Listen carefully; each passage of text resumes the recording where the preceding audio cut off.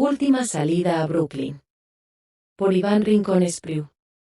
Algunas novelas son perfectas para llegar a la pantalla grande, como Adiós a Las Vegas, El Padrino y El racismo buena onda de lo que el viento se llevó. En esa categoría se encuentra también Última salida a Brooklyn, de Hubert Selby Jr. En su momento, el libro fue objeto de gran controversia, que lo favoreció, una vez sorteada la censura, pero la película sigue siendo infravalorada 35 años después de su estreno en 1989, sobre todo en comparación con las adaptaciones cinematográficas de las novelas antes mencionadas, a pesar de que uno de los principales méritos en este caso es el guión. Brooklyn, 1952. Una huelga metalúrgica es la convergencia de varias historias. En un contexto social más amplio, la violencia callejera es también ocasión para la discriminación racial.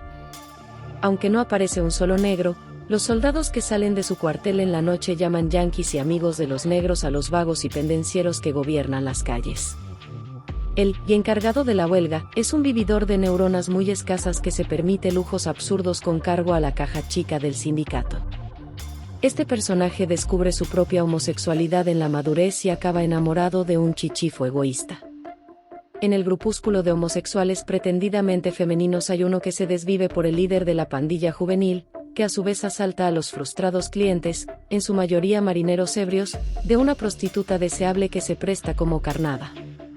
En una familia pintoresca, la hija es tan obesa que llegó a los 9 meses de embarazo sin que lo advirtiera su padre, un obrero burdo como el yerno, mientras que, enamorado de la prostituta, un adolescente aspira a tener una motocicleta para pasear con ella a bordo.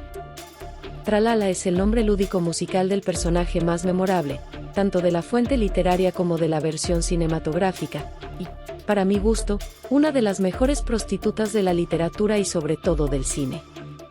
Jennifer Jason Leigh, actriz alternativa que suele optar por el cine independiente y tomar muy en serio sus papeles, probablemente nunca imaginó que Tralala sería más personaje suyo que del autor, además de un símbolo sexual a los 25 años de edad, icono de la marginalidad urbana en general y las prostitutas en particular.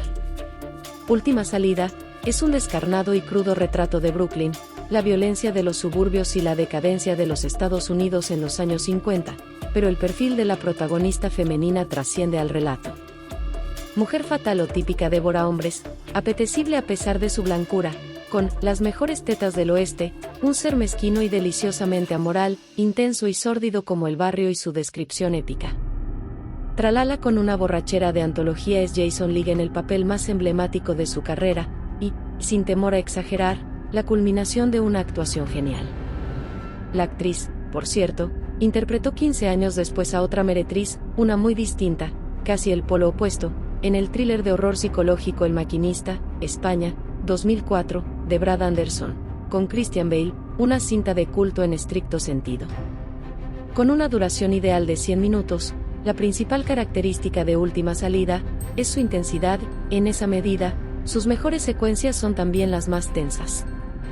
El primero de sus clímax divide el metraje en 2 mitades exactas con un enfrentamiento callejero y nocturno entre los huelguistas, la policía y los esquiroles. Cuando la música logra el nivel de tensión adecuado para saber que unos chorros de agua a presión, en vez de reprimir a los obreros, exaltarán su ira, yo siempre pienso, ¡qué gran película! El final de la secuencia, sin embargo, resulta un poco débil, según el estado de ánimo.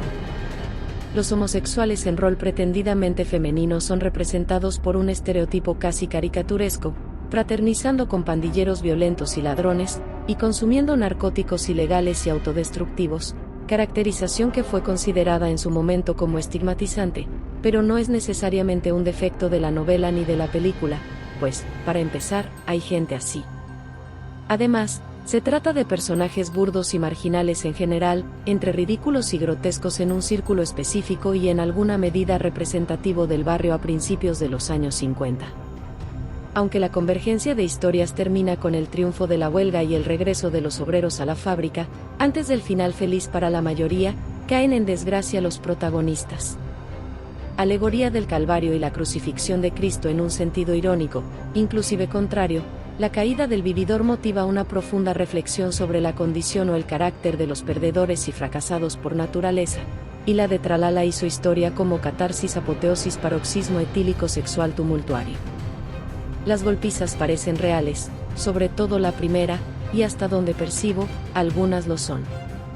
Curiosamente, aunque los actores son gringos, la producción de la cinta es alemana, como su director Uli Edel, y quizá de ahí su ninguneo por la Disque Academia de Hollywood en la entrega del Oscar. Otra curiosidad es que, 25 años después de publicada la novela en 1964, el autor hace un cameo en la película interpretando al conductor de un carro que atropella accidentalmente a cierto personaje intoxicado y aturdido. Como suele suceder con las adaptaciones cinematográficas de obras literarias, en este caso, las diferencias entre libro y guión escrito por Desmond Nakano son muchas y más o menos grandes, pero no sustanciales. Hubert Selby Jr. es también autor de Requiem por un sueño, novela publicada en 1978 y cinematografiada 22 años después por Darren Aronofsky, con la colaboración del escritor en la guionización y con otra de las mejores actuaciones femeninas de la historia. Requiem por un sueño, dicho sea de paso, no es menos sórdida y visceral que Última Salida, coincidencia que parece un sello personal del autor. Si algo resulta difícil en el tema que nos ocupa es señalar errores o defectos, los hay, pero son insignificantes. Hace 35 años, por ejemplo, Stephen Lang tenía mucho en común con Jean-Claude Van Damme, sobre todo la debilidad actoral, pero aquí logra, por lo menos, la caracterización antipática de un personaje patético.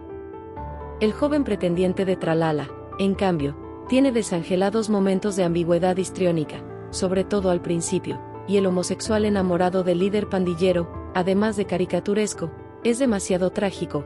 Hay una ligera desproporción allí, nada grave.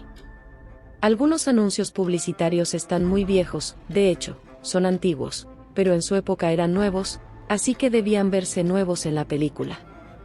Error escenográfico que también cometen Woody Allen en París a medianoche y James Gray en El sueño de Ellis, aquí pasa casi desapercibido entre la miseria del lugar y demás elementos de la atmósfera.